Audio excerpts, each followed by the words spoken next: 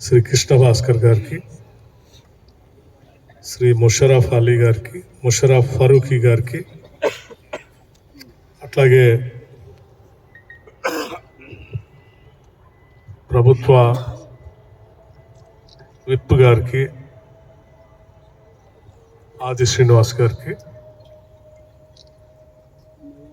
డైరెక్టర్లకి, incharge డైరెక్టర్లకి, chief ఇంజనీర్లకి, greater Hyderabad పరిధిలోని లైన్మెన్లు, line ఇన్స్పెక్టర్లు, senior line ఇన్స్పెక్టర్లు, ఫోర్మెన్లు, సంబంధిత ఎస్సీలు, డిఈలు అందరికీ ముందుగా నా హృదయపూర్వక నమస్కారం.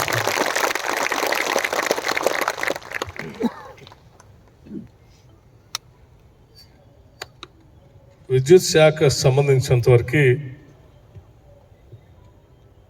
ఈ రాష్ట్ర ప్రభుత్వం వచ్చిన తర్వాత చాలా సమూలమైనటువంటి మార్పులకి నాంది పలికాం. అందులో ముందుగా సిస్టమ్స్ అన్నీ అప్డేట్ చేసుకొని అప్గ్రేడ్ చేసుకునే కార్యక్రమాన్ని చేపట్టాం. చాలా సంవత్సరాలుగా పెండింగ్ ఉన్నటువంటి ప్రమోషన్స్ అన్నిటిని కూడా క్లియర్ చేసి ప్రమోషన్ తెచ్చుకొని ముందుకెళ్ళాం.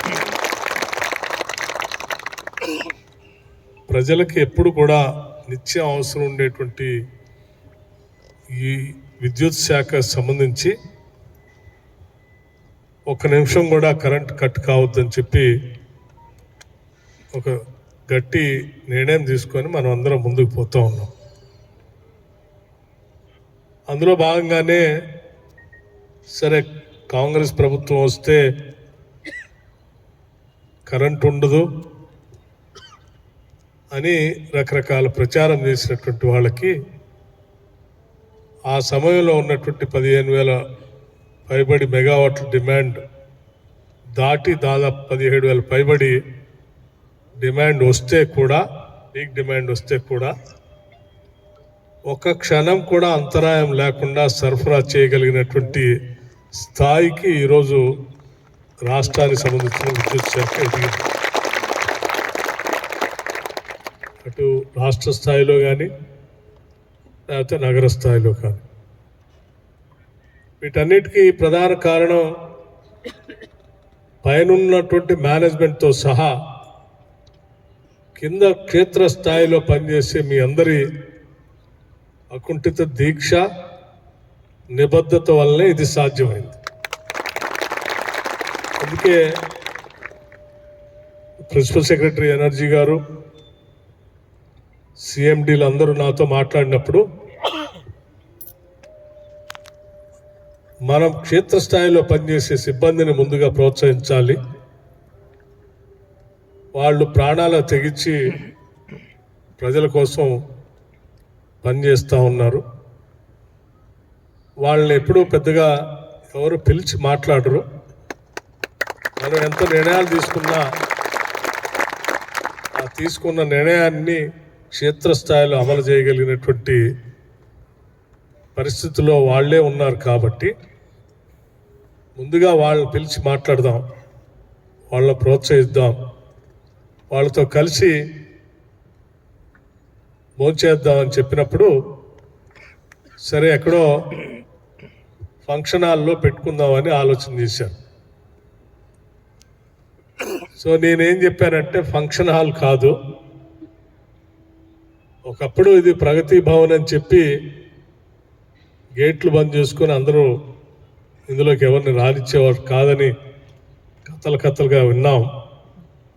దీన్ని ప్రజాభవన్గా మార్చాం. క్షేత్రస్థాయిలో పనిచేసేటువంటి కింది స్థాయి సిబ్బందిని పిలిచి ప్రజాభవన్లో వాళ్ళతో కలిసి భోంచేద్దాం. ఇది ప్రజలకు అంకితం చేసినటువంటి ప్రాంతం, అట్లాగే ఈ ప్రజాభవన్ ప్రజలకి అంకితం కాబట్టి ఇక్కడే పెడదామని చెప్పి నిర్ణయం తీసుకొని ఇక్కడే ఈరోజు ఈ సాయంత్ర కార్యక్రమాన్ని ఏర్పాటు చేశాం. మీ అందరికీ నేను ఒకటే విజ్ఞప్తి చేస్తూ ఉన్నాను.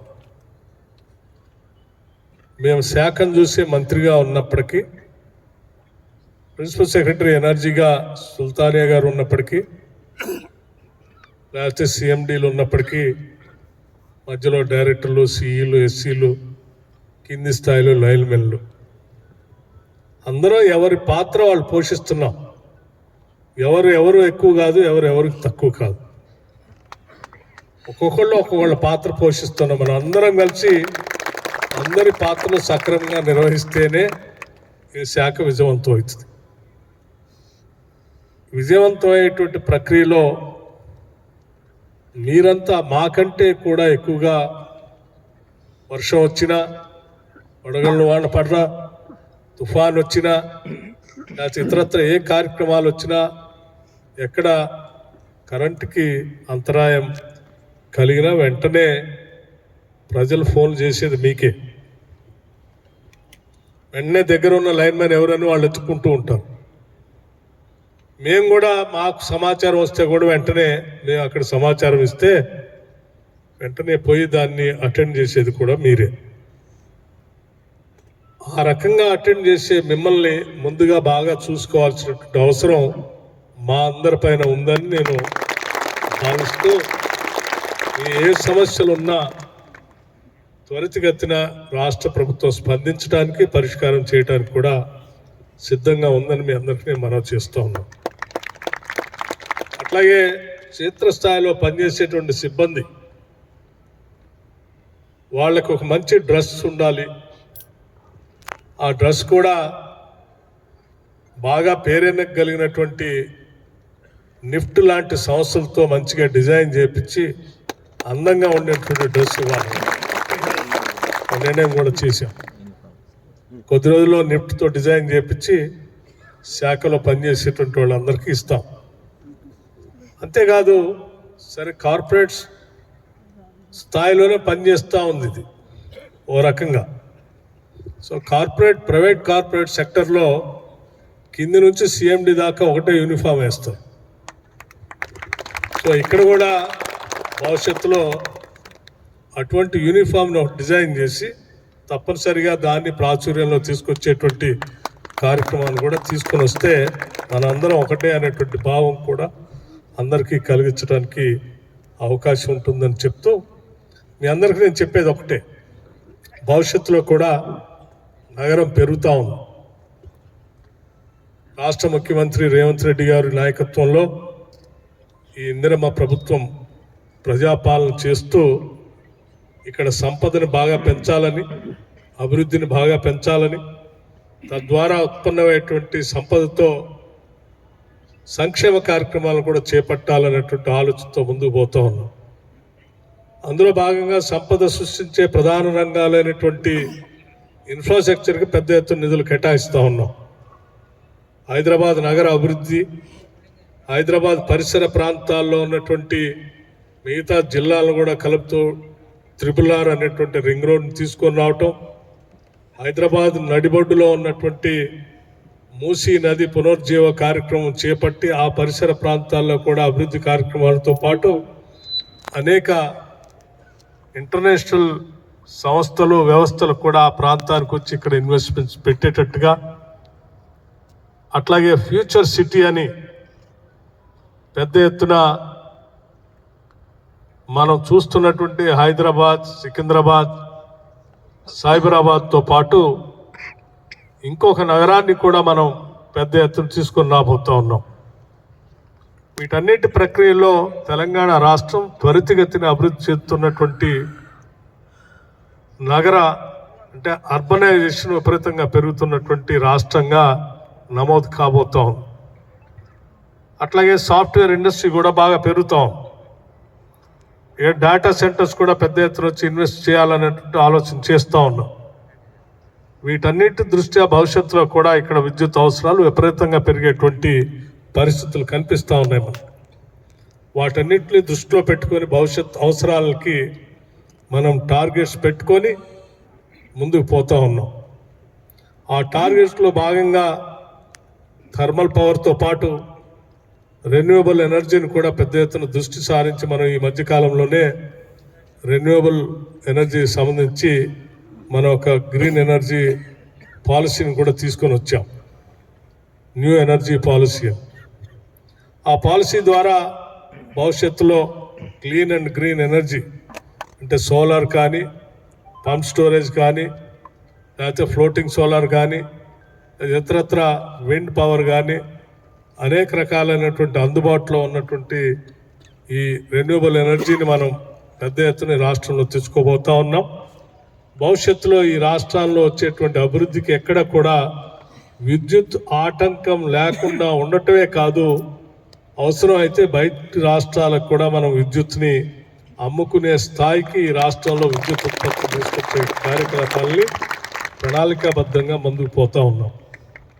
మనకి ఈ రాష్ట్రంలో సహజ వనరులు అందుబాటులో ఉన్నటువంటి కోల్ బేస్డ్ థర్మల్ ప్రాజెక్ట్స్తో పాటు ఇక్కడ ఉన్నటువంటి సోలార్తో అవసరం ఉన్నటువంటి సోలార్ ప్లాంట్లు కానీ, పంప్ స్టోరేజ్ కానీ, హైడల్ పవర్ ప్రాజెక్టులు చూసుకుంటూ మనకంటే బాగా అందుబాటులో ఉన్నటువంటి ఇతర రాష్ట్రాలు, రాజస్థాన్ రాష్ట్రంలో సోలార్ పవర్ బాగా తక్కువ ధరకి ఎక్కువ ప్రాంతం దొరికి అభివృద్ధి చేసుకోవడానికి అవకాశం ఉంటే ఆ రాష్ట్రంతో కూడా మనం ఎంఓయూ చేసుకున్నాం.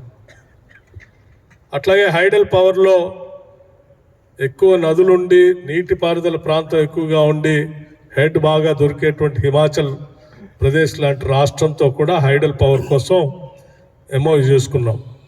ఈ రెండు అంశాలను మీ దృష్టికి ఎందుకు తీసుకొని వస్తూ ఉన్నానంటే, మన దగ్గరే కాదు బయట రాష్ట్రాల్లో కూడా మనకి విద్యుత్ని ఉత్పత్తి చేసుకొని రాష్ట్ర అవసరాలు తీర్చుకోవడానికి అవకాశం ఉన్న ప్రతి అంశాన్ని కూడా వదిలిపెట్టుకోకుండా అందిపుచ్చుకొని భవిష్యత్తులో విద్యుత్ సరఫరాని మెండుగా ఉండేటట్టుగా చేసుకునే ప్రక్రియలో భాగంగానే చాలా స్పీడ్గా ఈ రాష్ట్రం ముందుకు పోతా ఉంది. సో భవిష్యత్తులో విద్యుత్ శాఖ ఎటువంటి ఇబ్బంది లేకుండా, ఒడిదొడుకులు లేకుండా ముందు పోయే కార్యక్రమాన్ని ఇప్పుడే మీ అందరి సహాయ సహకారాలతో పునాదులు వేసుకుంటూ ముందుకు పోతా ఉన్నాం. భవిష్యత్తులో విద్యుత్ శాఖలో పనిచేయటం గర్వకారణంగా ఉండేటట్టుగా చేసే ప్రతి ప్రణాళిక దానికి ఉపయోగపడుతుందని మీ అందరికీ చెప్తూ, మీ అందరికీ ఒక మాట మాత్రం చాలా స్పష్టంగా చెప్పదలుచుకున్నాం. ఈ ప్రభుత్వం అందరిది. ఇది తలుపులు మూసుకొని 4 గోడల మధ్యన నిర్ణయాలు తీసుకునే ప్రభుత్వం కాదు. ఈ ప్రభుత్వం డైలాగ్ మీద, అంటే డెమోక్రటిక్గా చర్చల ద్వారా అందరితో చర్చించి విధానపరమైన నిర్ణయాలు తీసుకోవాలనే నమ్మకం కలిగినటువంటి ప్రభుత్వం ఇది.